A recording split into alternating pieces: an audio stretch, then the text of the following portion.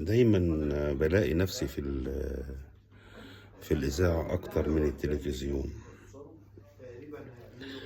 في تقديري إنه الإذاعة المصرية قدمت وعي وتاريخ وعظمة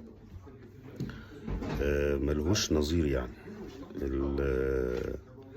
من سنة 34 والإذاعة المصرية بتقدم تحف وروائع، خصوصا في المكان اللي احنا موجودين ده، في استوديو 4 في إذاعة القاهرة.